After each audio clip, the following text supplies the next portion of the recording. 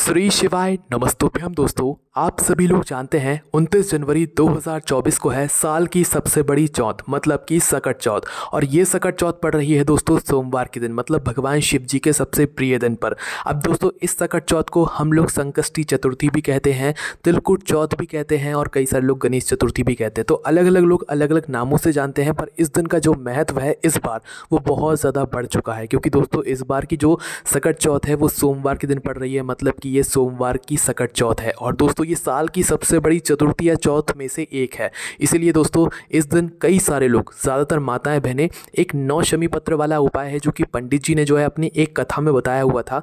उस कथा का जो उपाय है ये इतना ज़्यादा बड़ा उपाय है दोस्तों, क्योंकि ये उपाय सिर्फ और सिर्फ साल की सबसे बड़ी चौथ पर किया जाता है। और जब इस उपाय को आप लोग इस वाली चौथ पर करोगे, मतलब सकट चौथ पर जो कि सोमवार के दिन पड़ रही है, तो भाई आपको इस उपाय को करने का फल 2 गुना होकर मिलेगा। 2 गुना होकर जब आपको फल मिलेगा तो भाई आपने जो भी अपनी मनोकामना के लिए वाला उपाय किया होगा, जिस काम के लिए किया होगा, आपको वो काम जो है 2 गुना होकर मिलेगा। ठीक है, पर अब इस उपाय को करना कैसे है, किसको करना है, शमी पत्र कहाँ से मिलेंगे, हमें दीपक कहाँ पर जलाना है, बहुत सारे प्रश्न हैं इसी एक उपाय को करने के लिए, जो कि हम आपको इस वीडियो में अच्छे से समझाएंगे। इसलिए जो भी माताएं बहनें या जो भी लोग इस उपाय को करने वाले हैं वो इस वीडियो को एक बार देख लें, उसके बाद उन्हें कोई और वीडियो को देखने की ज़रूरत नहीं पड़ेगी, क्योंकि उन्हें समझ आ जाएगा कि उनको ये वाला उपाय कैसे करना है। दोस्तों पंडित जी ने खुद अपनी कथा में 9 शमी पत्र वाला एक उपाय बताया है। अब ये 9 शमी पत्र वाला उपाय क्यों बताया है वो हम आपको बताते हैं। देखिए, जो सकट चौथ का दिन होता है या संकष्टी चतुर्थी या तिलकुट चौथ का जो दिन होता है वो भगवान गणेश जी का होता है। ठीक है, अब भगवान गणेश जी का जो दिन होता है तो भी भगवान गणेश जी को शमी पत्र बहुत प्रिय होती है ना। और जब भगवान गणेश जी का तो दिन पड़ ही रहा है, साथ ही में भगवान शिव जी का भी दिन पड़ रहा है। अब शिव जी पर भी यहाँ पर शमी पत्र समर्पित होती है, तो आप खुद सोचो ऐसे एक विशेष दिन पर 29 जनवरी को जब आप शमी पत्र एक जगह पर भी समर्पित करोगे ना, तो आपको 2 गुना फल तो ज़रूर मिलेगा ही मिलेगा, क्योंकि भगवान गणेश जी को भी शमी पत्र मतलब प्रिय है, पसंद है, और भगवान शिव जी को भी पसंद है। तो भाई इसीलिए इस 9 शमी पत्र को वाला उपाय को इस दिन करने का आपको 2 गुना और बहुत ही बड़ा फल मिलेगा, क्योंकि ये साल की सबसे बड़ी चौथ रहेगी। ठीक है, अब उपाय को कैसे करना है, किसको करना है, आइए हम लोग समझते हैं। देखिए, सबसे पहली चीज़, इस उपाय को करना किसको है, तो देखिए यहाँ पर हम आपको बता दें विशेष रूप से इस उपाय को माताओं बहनों को करना है। पर अगर किसी कोई विशेष मनोकामना भी है, कोई बड़ा है घर का, तो भाई वो भी इस उपाय को कर सकता है। ज़रूरी नहीं है बिल्कुल माताएं बहनें ही करें, पर हाँ, घर में से अगर कोई एक व्यक्ति कर रहा है तो वो माताएं बहनों में से हो तो वो ज़्यादा अच्छा रहेगा। नहीं तो कर तो कोई भी सकता है, बस वो मतलब जो भी हो वो बड़ा होना चाहिए घर का, है ना। बच्चे अगर इस उपाय को करेंगे तो वो सही से नहीं कर पाएंगे। ठीक है, इसीलिए जो है घर के बड़े ही इस उपाय को करें, है ना। अगर आप समझ जाएं, अगर आप बच्चे भी हैं, अगर आप इस उपाय को अच्छे से समझ गए तो भी आप लोग इस उपाय को कर सकते हो अपनी किसी भी मनोकामना की पूर्ति के लिए। ठीक है, अब आपकी जो भी मनोकामना हो, जैसे कि धन से जुड़ी हुई आप लोगों को, या आपकी परीक्षा से जुड़ी हुई, या आपका कोई भी ऐसा काम है जो कि रुक रहा है, अटक रहा है नौकरी के लिए, आप सारी मनोकामनाओं के लिए वाला 9 शमी पत्र वाला उपाय कर सकते हो, है ना।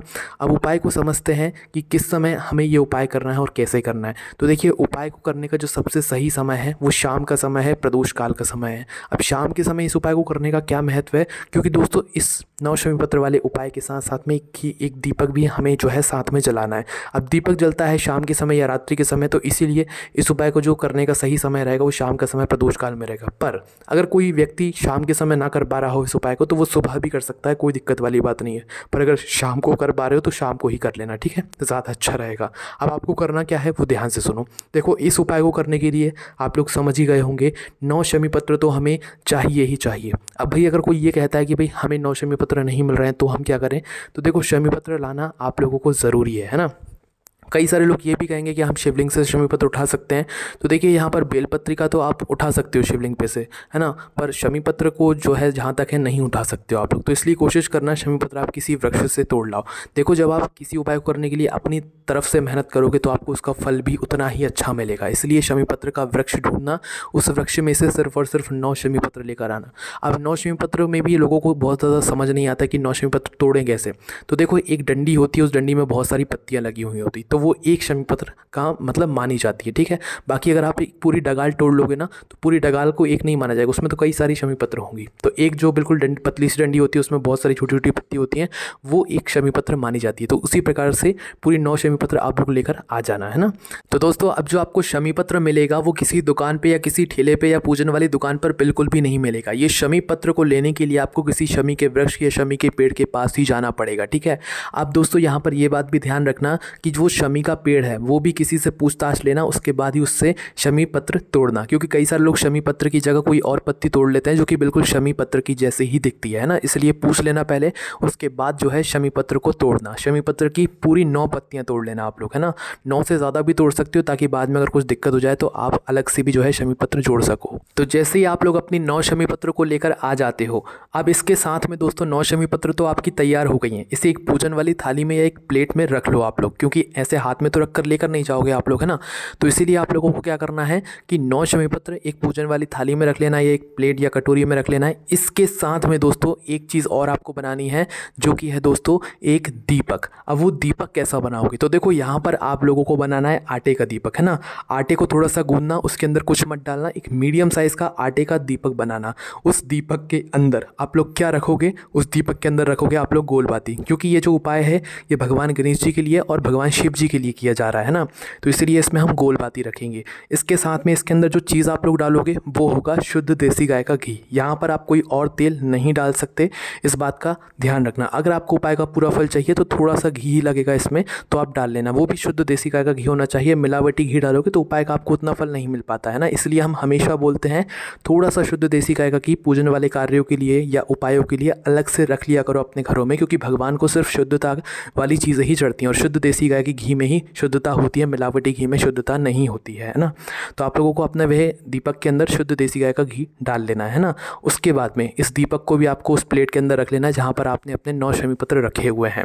अब जैसे ही आपकी ये पूरी तैयारियाँ हो जाती हैं, अब जब आप उपाय करने वाले उससे कुछ घंटे पहले ये तैयारियाँ करके रख लेना, एकदम से नहीं हो पाती है ना। तो जिस समय आप लोग ये उपाय कर रहे हो, सुबह कर रहे हो या शाम को कर रहे हो, है ना, सही रहेगा शाम के समय, पर अगर सुबह कर रहे हो तो भैया अपनी ये पूजन सामग्री लेकर चले जाना अपने घर के पास में जो भी शिव मंदिर हो। अब ऐसा नहीं है कि ये गणेश चतुर्थी का दिन है, गणेश जी का दिन है तो आपको गणेश जी के मंदिर में जाना है, नहीं, आपके घर के पास में जो भी शिव मंदिर हो, जहाँ पर शिवालय हो, शिवलिंग विराजित हो, वहाँ पर आप लोगों को इस वाले उपाय को करने के लिए जाना है। गणेश जी के मंदिर में नहीं जाना है, क्योंकि शिवालय में ही शिव जी की शिवलिंग में ही शिव जी का पूरा परिवार विराजित होता है ना।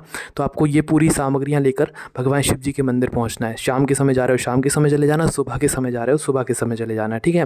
तो जैसे ही शिव जी के मंदिर के अंदर प्रवेश करते हो, भगवान को धूप देकर जो है भगवान के दर्शन कर लेना। और दर्शन करने के बाद दोस्तों अब आप लोगों को क्या करना है वो ध्यान से सुनो। देखो, अगर सुबह के समय जा रहे हो तो पहले आप अपनी पूजन अर्चना कर लेना, क्योंकि कई सारे लोग सुबह के समय 1 लोटा जल और भी बहुत सारी चीज़ें पूजन अर्चना के लिए लेकर जाते हैं, तो पहले अपनी पूजन अर्चना कर लेना, है ना, उसके बाद ये उपाय करना। और शाम के समय जा रहे हो तो भाई शाम के समय तो वैसे ही आप लोग दिया बाती करने जाते ही हो, है ना, तो शाम के समय जा रहे हो तो वैसे भी कर सकते हो, है ना। तो पहले आप अपनी पूजन अर्चना सारी चीज़ें कर लेना, भगवान के दर्शन कर लेना, उसके बाद में यह वाला उपाय करना। उपाय करने के लिए आपको आना है भगवान शिव जी की शिवलिंग के पास में, कहीं पर भी नहीं जाना है, मात्र शिव जी की शिवलिंग के पास में आ जाना है ना। अब बहुत सारे लोग ये पूछ रहे हैं कि भाई इस उपाय को हम बैठ कर करें या खड़े होकर करें, तो देखो यहाँ पर आप लोगों को इस उपाय को बैठ कर ही करना है, आराम से भगवान के साथ में प्रेम से ये वाला उपाय करना है, ठीक है। अब बैठ कर क्या करोगे, आप जो अपने साथ में पूजन वाली थाली या प्लेट या कटोरी लेकर आए जिसके अंदर आपने 9 शमी पत्र और घी का दीपक रखा हुआ है, अब इसमें से क्या करना है वो सुनो। देखो 9 शमी, अभी हमें घी के दीपक का कोई भी काम नहीं है, उसको कुछ मत करना, और ना घी का दीपक आपको शिवलिंग के पास में जलाना है ना। तो जाते से ही इस दीपक को शिवलिंग के पास में भूल कर भी मत जला देना, क्योंकि ये दीपक यहाँ जलने ही नहीं वाला है ना। तो सबसे पहला काम आपका क्या रहेगा वो सुनो। देखो जो 9 शमी पत्र आप लोग लेकर आए हुए ना, इन 9 शमी पत्र में से सिर्फ और सिर्फ गिनकर 5 शमी पत्र अलग निकाल लेना है। कितने? 5 है ना। लाए हो आप 9 शमी पत्र, पर अभी के लिए सिर्फ और सिर्फ 5 शमी पत्र आप लोगों को अलग निकाल लेना है ना। 5 शमी पत्र अलग निकालने के बाद क्या करना है इनका, तो देखो 5 शमी पत्र अलग निकाल कर इनको एक साथ जमा लो, एक के ऊपर एक करके अच्छे से जमा लो, ठीक है। जमा लिया आपने 5 शमी पत्र। अब इन 5 शमी पत्र को आपको भगवान गणेश जी वाले स्थान पर समर्पित करना है। कहाँ पर जाओगे? भगवान गणेश जी की मूर्ति के पास जाओगे? नहीं जाओगे। भगवान शिव जी की जो शिवलिंग होती है, शिवलिंग में ही शिव जी का पूरा परिवार है, और शिवलिंग में जहाँ पर गणेश जी का स्थान है वहाँ पर आप लोगों को ये 5 शमी पत्र पहले समर्पित करनी है। अब गणेश जी का जो स्थान होता है दोस्तों, वो शिवलिंग की जो जलाधारी होती है, जलाधारी का जो राइट हैंड साइड होता है, सीधे हाथ का भाग होता है, उस सीधे हाथ पर जो है भगवान गणेश जी का स्थान होता है और उसी हाथ पर, उसी भगवान जी गणेश जी वाले स्थान पर आप लोगों को ये 5 शमी पत्र समर्पित करना है। जो पत्तियों वाला भाग होगा वो शिवलिंग की तरफ होना चाहिए और डंडी वाला भाग पीछे की तरफ, जलाधारी की तरफ, जहाँ से जल नीचे गिरता है उस तरफ करके आपको रखना है ना। तो सबसे पहले 5 शमी पत्र आपको भगवान गणेश जी वाले स्थान पर समर्पित करना है, जो कि जलाधारी के राइट हैंड साइड या सीधे हाथ पर होगा, है ना। वहाँ पर 5 शमी पत्र जैसे ही आप लोग समर्पित कर देते हो, उसके बाद में दोस्तों जैसे ही आप लोग 5 शमी पत्र चढ़ा देते हैं, उसके बाद में आपके पास 4 शमी पत्र बचे हुए होंगे। अभी भी दोस्तों आप लोगों को उस घी के दीपक का कुछ भी नहीं करना है। अब आपके जो 4 शमी पत्र बचे हुए हैं, 4 शमी पत्र में से 3 शमी पत्र और अलग से निकाल लो, है ना। कितना निकालना है? 3 शमी पत्र और अलग से निकाल कर इनको भी एक साथ जमा लो, एक के ऊपर एक करके, ठीक है। तो 3 शमी पत्र जैसे ही आप लोग अलग कर लेते हो और एक के ऊपर एक करके जमा लेते हो, इन 3 शमी पत्र को अब आपको समर्पित करना है भगवान शिव जी की शिवलिंग के ऊपर। अभी आपने जलाधारी के ऊपर जहाँ पर भगवान गणेश जी का स्थान है वहाँ पर 5 शमी पत्र समर्पित किए, पर अब जो 3 शमी पत्र समर्पित करोगे ये भगवान शिव जी की शिवलिंग के ऊपर समर्पित करोगे, ठीक है। जो शिवलिंग होती है शिवलिंग के बिल्कुल ऊपर, इसमें जो पत्तियों का भाग होगा वो आगे की तरफ होगा, जहाँ से जल गिरता है नीचे उस तरफ करके आपको जो है शिवलिंग के ऊपर ही इन 3 शमी पत्र को समर्पित करना और डंडी का भाग पीछे की तरफ हो जाएगा अपने आप ही, है ना। तो 3 शमी पत्र भगवान शिव जी की शिवलिंग के ऊपर आपको समर्पित कर देना है। इसके बाद में अब आपके पास 1 शमी पत्र और एक घी का दीपक जो आप आटे का तैयार करके लेकर आए हो, गोलपाती का घी का, वो बचा हुआ होगा। तो अब आपको क्या करना है वो ध्यान से सुनो। देखो 1 शमी पत्र और जो आटे का दीपक है वो जो आपने तैयार किया है आटे का, उसको उठाकर आपको आ जाना है भगवान शिव जी के चौखट पर, है ना। वो जो थाली है, प्लेट है, उसको एक साथ उठाकर ले आना, ऐसे दोनों हाथों में अलग अलग उठाने की ज़रूरत नहीं है। तो जिस थाली के अंदर ये सभी सामग्री आप रख कर लाए हुए थे, दीपक और शमी पत्र, वो थाली वैसी की वैसी या वो पूजन की थाली वैसी की वैसी उठाकर आप सीधा आ जाओ भगवान शिव जी के मंदिर की चौखट पर, ठीक है। पूरे मंदिर का जो प्रांगण है ना उसकी चौखट पर नहीं जाना है, जो सिर्फ भगवान शिव जी के मंदिर की जो चौखट है ना, उस चौखट के पास में चले जाना है। मंदिर से बाहर नहीं निकलना है, मंदिर के अंदर ही खड़े रहना है और मंदिर के अंदर खड़े रहकर बाहर की तरफ देखना है कि आपका उस समय उल्टा हाथ कौन सा है, ठीक है। उस उल्टे हाथ की चौखट पर आप लोगों को बैठ जाना है। मंदिर से बाहर निकल कर नहीं बैठना है, मंदिर के अंदर ही रहकर बैठना है ना। तो उस उल्टे हाथ की चौखट पर बैठ जाना। बैठने के बाद अपना बचा हुआ 1 शमी पत्र सबसे पहले इस उल्टे हाथ की चौखट पर रख देना, भगवान गणेश जी के नाम से, शिव जी के नाम से समर्पित कर देना, ठीक है। जैसे ही आप लोग बचा हुआ 1 शमी पत्र आखिरी शमी पत्र समर्पित कर देते हो उल्टे हाथ की चौखट पर, उसके बाद में अपना जो घी का दीपक आप तैयार करके लेकर आए हो, अब जला लो इस घी के दीपक को, क्योंकि आप घर से सिर्फ तैयार करके लेकर आए हो। अब आपको इस दीपक को अपनी माचिस से जला लेना है, किसी और की माचिस लेकर मत जलाना, वरना उपाय का फल उसको भी मिल जाएगा, ठीक है। तो इसलिए अपनी घर से माचिस लाना और अपनी माचिस से इस दीपक को जलाना। दीपक को जलाने के बाद अपने उस 1 शमी पत्र के पास में, जो अपने आखिरी 1 शमी पत्र बचा हुआ है जो समर्पित किया है शिव जी के उल्टे हाथ की चौखट पर, तो भाई आप लोगों को उसी शमी पत्र के साइड में इस घी के दीपक को गणेश जी के मोर ध्वज या मयूर ध्वज, 2 नाम है, मोर ध्वज या मयूर ध्वज, कोई भी एक नाम लेना और इस घी के दीपक को जलाकर आंखें बंद करके भगवान गणेश जी का नाम लेते हुए, शिव जी का नाम लेते हुए अपनी जो भी मनोकामना हो वो बोल देना। इस समय आपको मनोकामना का विशेष ध्यान रखना है। जिस मनोकामना के लिए, जिस काम के लिए आप ये वाला उपाय कर रहे हो, वह आपको मनोकामना ज़रूर बोलना है। बस मनोकामना को बोलने के बाद आप भगवान गणेश जी के दर्शन करें, शिव जी के दर्शन करें और धूप देकर अपने घर वापस जाएं और यहाँ पर ये वाला उपाय पूर्ण हो जाता है, ठीक है। इस उपाय को आप ज़रूर करके देखें, क्योंकि ये साल की सबसे बड़ी चतुर्थी है, चौथ है, और इस चौथ को कई सारे नामों से भी जाना जाता है। मौका अच्छा है, आप करके ज़रूर देखिएगा, आपकी मनोकामना भी बहुत ही जल्द ज़रूर पूर्ण होगी और आपको उपाय का 2 गुना फल भी ज़रूर मिलेगा। इसी के साथ में दोस्तों हमारे व्हाट्सएप चैनल की लिंक डिस्क्रिप्शन में है, वहाँ से आप जल्दी से ज्वाइन कर लीजिए। आपको जल्दी से जल्दी उपाय जो है लिखित रूप में मिल जाते हैं। हमारी वेबसाइट भोलेनाथभक्ति.com पर भी आपको सारी जानकारियाँ मिल जाती हैं। ओम नमः शिवाय, जय बोले बाबा श्री शिवाय, नमस्तुभ्यं।